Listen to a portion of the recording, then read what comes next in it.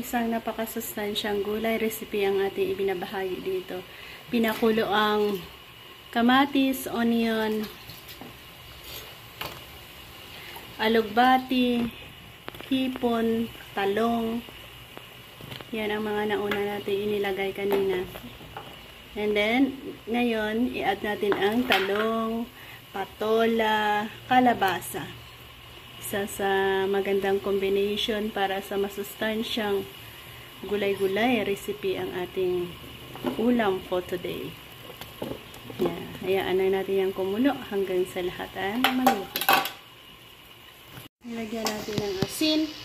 And then, pakuluan ulit hanggang sa maluto lahat. Yan ang ating recipe na binabahagi na naman sa inyo iba't ibang klaseng gulay. At pwede na tayong kumain. Ito na ang isa sa masustansya at masarap na mixed gulay recipe. Sarap ulam. Yan ang ating one serving dish. Iba't ibang klase gulay. Namit.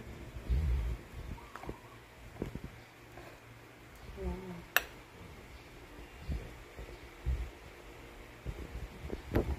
Kada?